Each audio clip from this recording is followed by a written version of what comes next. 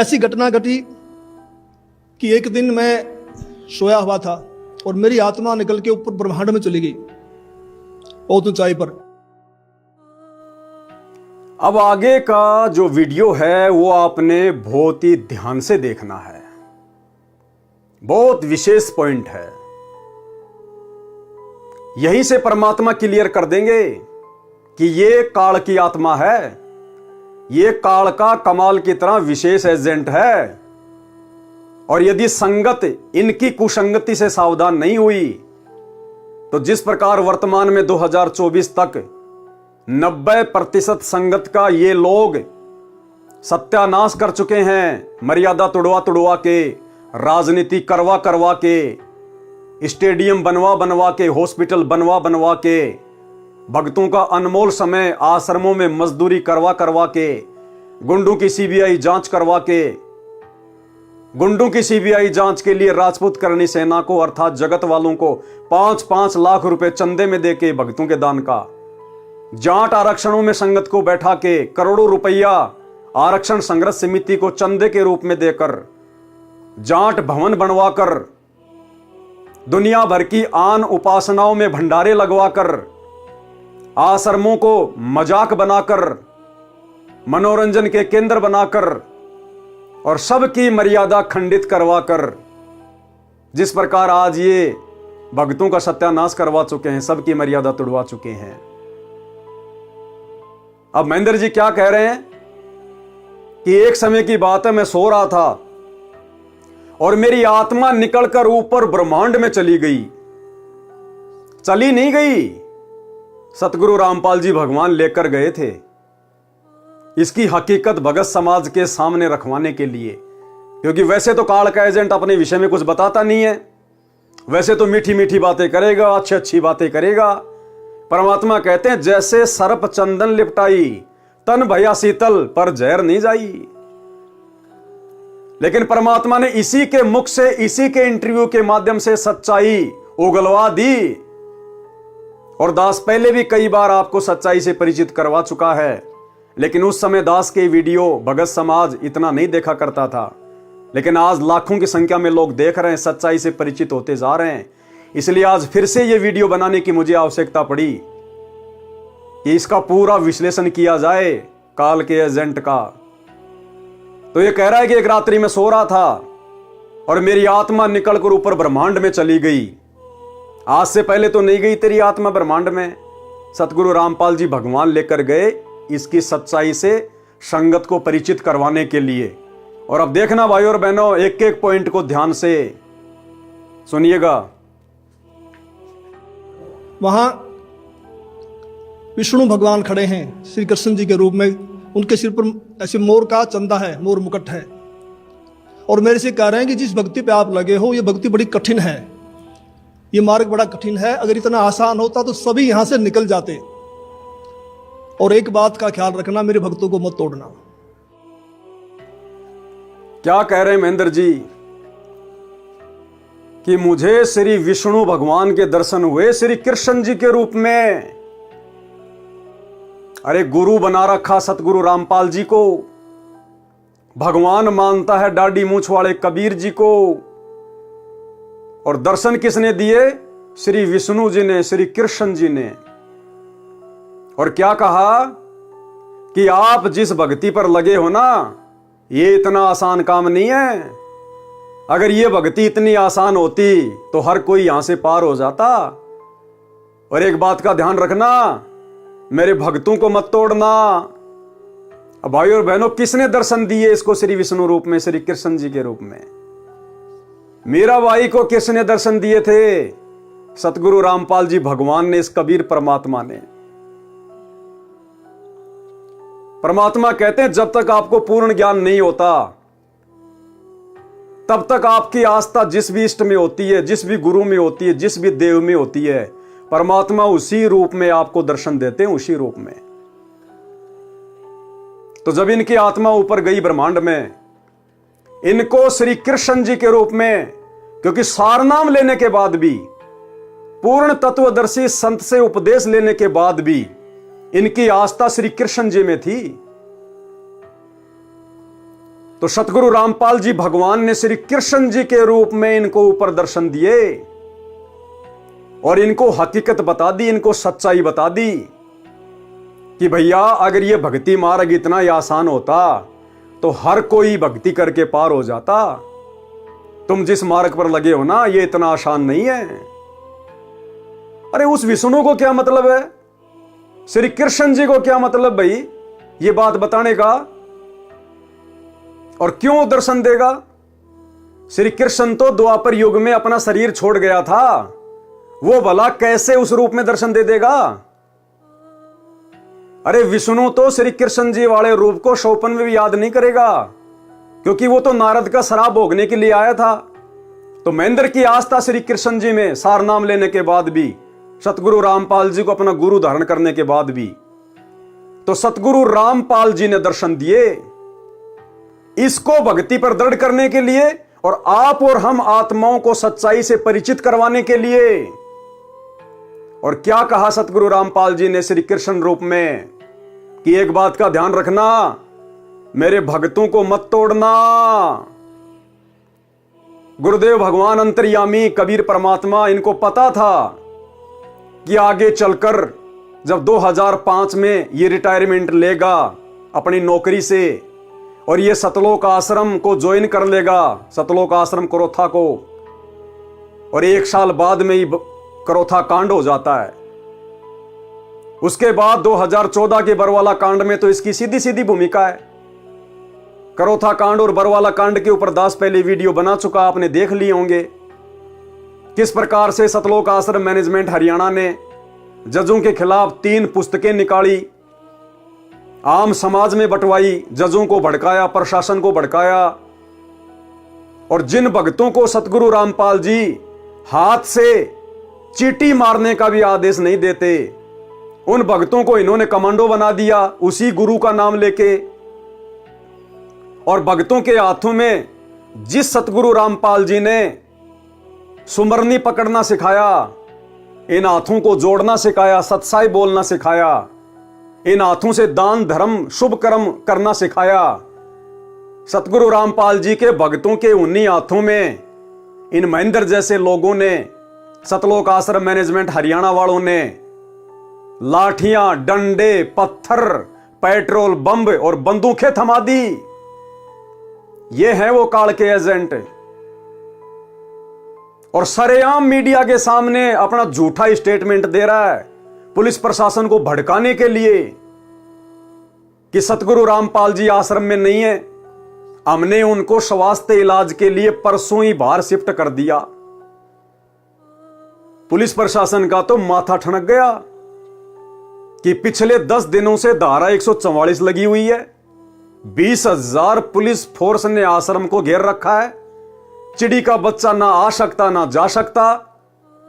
और ये संत गुरु रामपाल जी का भाई, आश्रम का दूसरा सबसे बड़ा जिम्मेदार आदमी, और ये स्टेटमेंट दे रहा है कि हमने संत रामपाल जी को परसों ही आश्रम से बाहर शिफ्ट कर दिया। तो पुलिस प्रशासन की मजबूरी हो गई सतलोक आश्रम के ऊपर आक्रमण करने की कि भाई सतगुरु रामपाल जी का भाई कह रहा है कि सतगुरु रामपाल जी आश्रम में नहीं है।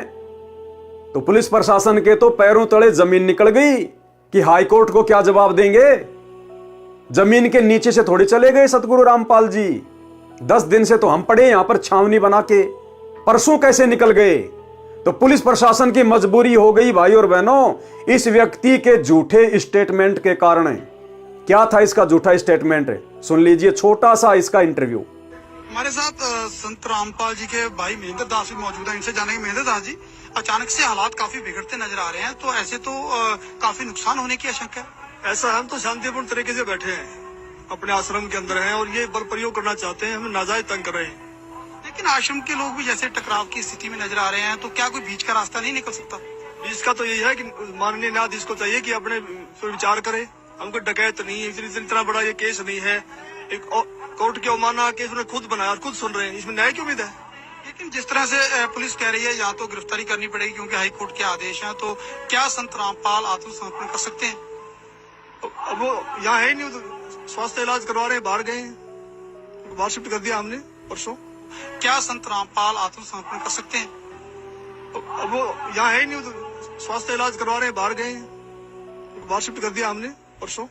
लेकिन क्या वो आत्मसमर्पण करने के लिए तैयार हो जाएंगे?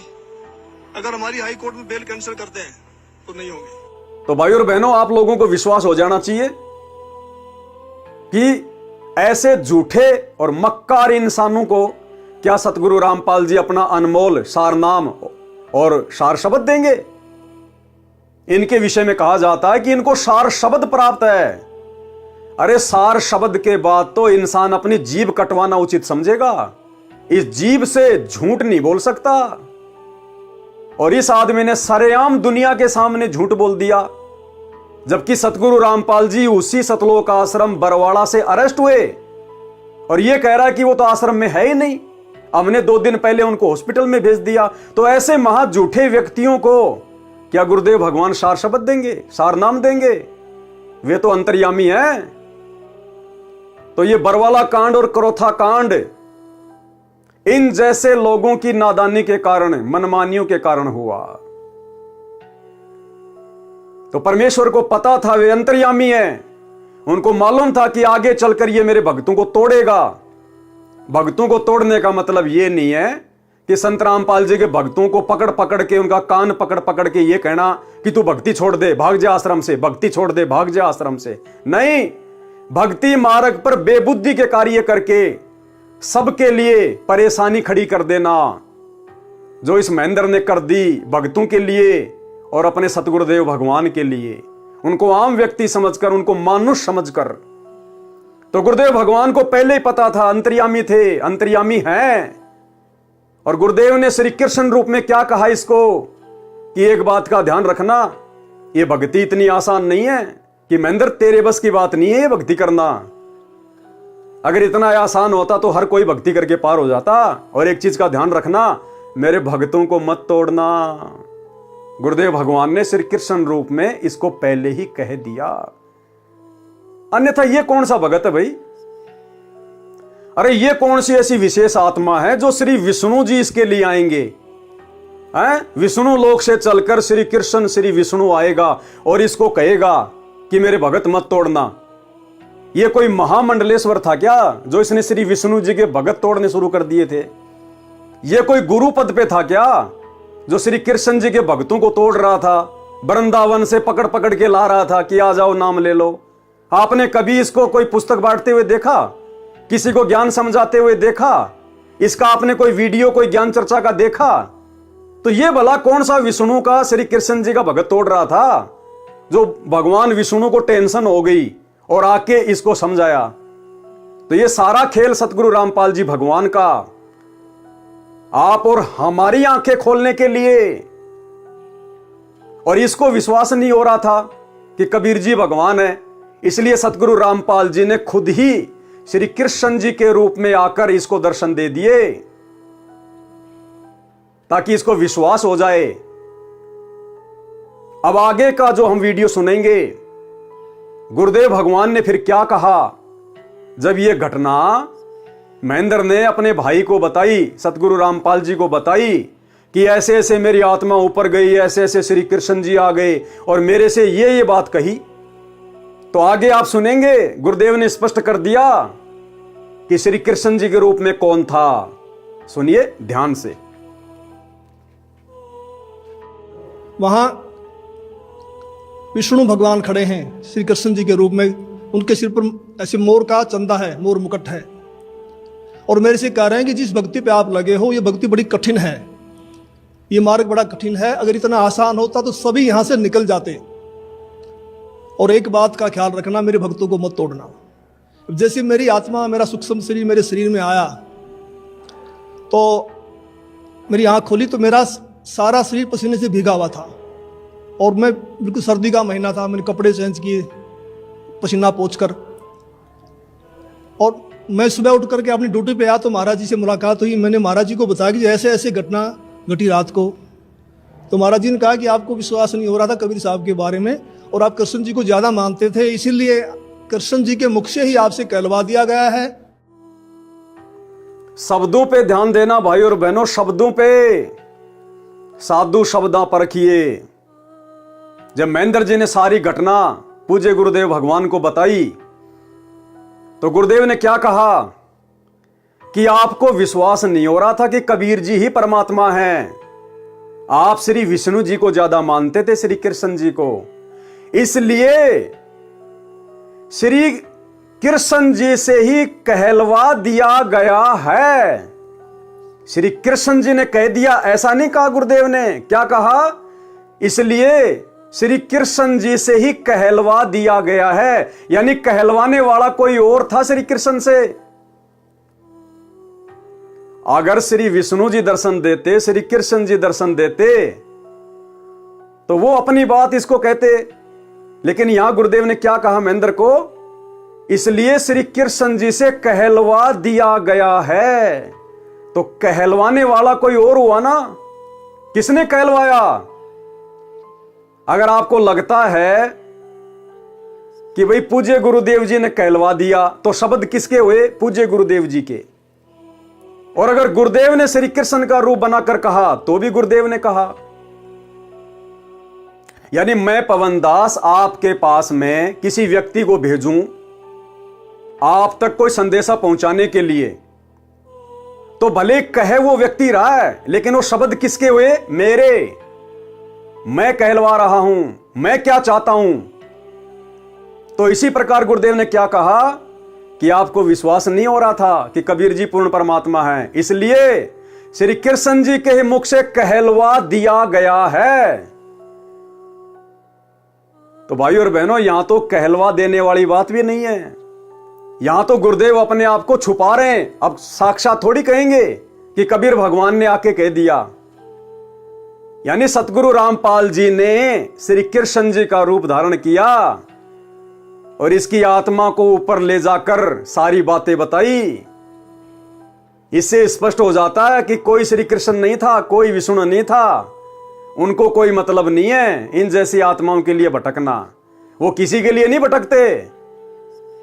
ये सारे खेल कबीर भगवान सतगुरु रामपाल जी खेलते हैं। तो गुरुदेव ने क्या कहा कि आपको विश्वास नहीं था, इसलिए श्री कृष्ण जी से कहलवा दिया गया है। तो कहलवाने वाला कौन? सतगुरु रामपाल जी। अन्यथा उनको क्या पता? अरे सौपन आ रहा महेंद्र को, और गुरु जी कह रहे हैं कि श्री कृष्ण जी से कहलवा दिया गया। तो कौन हुए? सतगुरु रामपाल जी भगवान, स्वयं कबीर परमात्मा। और कहलवा दिया गया है। तो किसने कहे थे वो शब्द कि एक बात का ध्यान रखना, मेरे भक्तों को मत तोड़ना। अगर वो श्री कृष्ण जी ने भी कहे हैं तो कहलवाए किसने? सतगुरु रामपाल जी भगवान ने। तो शब्द किसके हुए? सतगुरु रामपाल जी भगवान के। और क्या कहा सतगुरु रामपाल जी भगवान ने श्री कृष्ण के मुख से, श्री कृष्ण का रूप बनाकर, कि एक बात का ध्यान रखना, मेरे भक्तों को मत तोड़ना। क्योंकि गुरुजी अंतर्यामी, उनको पता था कि करोथा कांड में इसकी भूमिका रहेगी, बरवाला कांड में तो इसकी विशेष भूमिका रहेगी, और बरवाला कांड के बाद तो मेरे दोनों बेटों को साथ में लेके ये मेरा भाई महेंद्र पूरी संगत का ही सत्यानाश करेगा। और पिछले 10 वर्षों से भाई और बहनों, इन तीनों चाचा बेटों ने भक्ति मार्ग में कितनी गंदगी फैलाई है। गुरुदेव के जेल जाने के बाद 2014 के बाद इन्होंने कोई भी मर्यादा गुरुदेव भगवान की सुरक्षित नहीं रहने दी। तो अंतर्यामी को पहले ही पता था, इसलिए पहले ही परमात्मा ने श्री कृष्ण जी का रूप बनाकर आप और हमें सचेत करवाने के लिए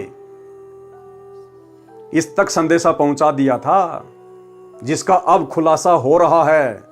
अब भी सौभाग्य है भाई बहनों का, यदि जाग जाएंगे तो, अपनी आंखें खोल लेंगे तो, अन्यथा ये काल के दूत संगत को ना घर का छोड़ेंगे ना घाट का। तो शब्दों पे ध्यान देना, महेंद्र जी क्या कह रहे हैं। वो शब्द श्री कृष्ण जी के नहीं, श्री विष्णु जी के नहीं। वो श्री कृष्ण नहीं था, विष्णु नहीं था। क्या कहा गुरुदेव ने? इसलिए श्री कृष्ण जी के ही मुख से कहलवा दिया गया है। ध्यान से सुनिएगा। तो महाराज जी ने कहा कि आपको विश्वास नहीं हो रहा था कबीर साहब के बारे में, और आप कृष्ण जी को ज्यादा मानते थे, इसीलिए कृष्ण जी के मुख से ही आपसे कहलवा दिया गया है। कृष्ण जी के मुख से ही आपसे कहलवा दिया गया है कृष्ण जी के मुख से ही आपसे कहलवा दिया गया है कि ऊपर और शक्ति है और रास्ता है। तो उस दिन के बाद मैंने पीछे मुड़ के नहीं देखा और फिर मैं सही ढंग से भक्ति करने लगा।